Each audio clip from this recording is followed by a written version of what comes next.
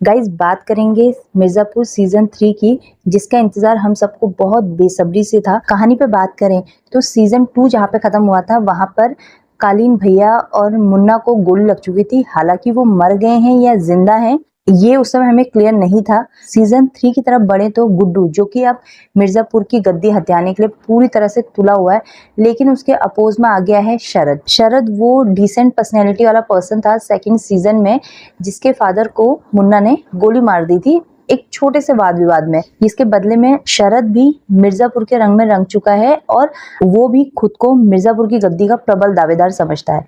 बात रही बीना जी यानी कि त्रिपाठी जी की पत्नी की, जो कि खुल के अब चालें चलने लगी हैं और ज्यादा स्पोकन हो गई हैं इंटरनल पॉलिटिक्स करने की चाह में। गोलू यानी कि गजगामनी की तरफ चलें तो वो गुड्डू भैया का राइट हैंड बन चुकी है, because she is very sharp.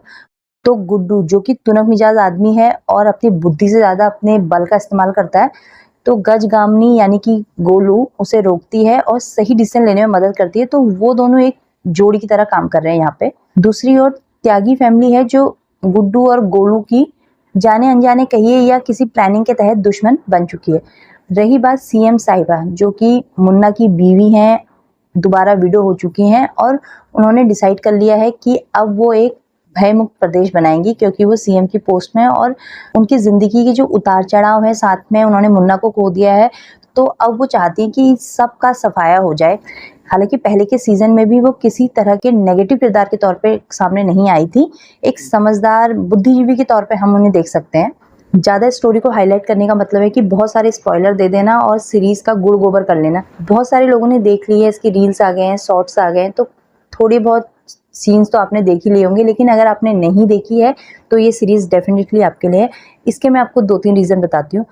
पहले तो इसकी टाइट स्क्रिप्ट, सीजन फर्स्ट का जो रंग चढ़ा था, जिस तरह से उन्होंने कहानी को बांधा था, सेकंड सीजन बहुत स्लाइटली डाउन हुआ था, बट थर्ड सीजन में उन्होंने फिर ट्रैक को पकड़ लिया है। जितनी भी परफॉर्मेंसेस है काफ़ी सही है। मैं ऐसा कुछ नहीं कहूँगी कि कोई बहुत ज़्यादा उभर के बाहर आ चुका है या जो उसके पहले के किरदार थे उससे बिलो एवरेज उसने काम किया है। सब उसी लय में है, सिवाय विजय वर्मा का किरदार छोड़ दिया जाए, जो कि त्यागी परिवार का एक बेटा है। मिर्जापुर की सबसे अच्छी बात जो मुझे लगती है वो ये है कि कोई भी पर्सनैलिटी, कोई भी किरदार, चाहे वो कितना भी ज्यादा फेमस हो या लोग उसे कितना भी पसंद करते हो, इसके मेकर्स कहानी से छेड़छाड़ नहीं करते हैं। वो उतना ही स्क्रीन टाइम देते हैं जितना कि दिया जाना चाहिए था। चाहे वो कालीन भैया हो, चाहे वो मुन्ना हो, चाहे वो गुड्डू हो, चाहे वो गोलू हो, महत्व ये रखता है कि कहानी क्या कहती है, ना कि किसी एक आदमी के किरदार को बहुत ज्यादा बड़ा चढ़ा के दिखा के टीआरपी बटोरना या कह सकते हैं कि ऑडियंस को अपनी तरफ खींचने की कोशिश नहीं की गई है। ये मुझे ऐसा लगता है कि ये बहुत ही ऑनेस्ट और इंटेलिजेंट काम है।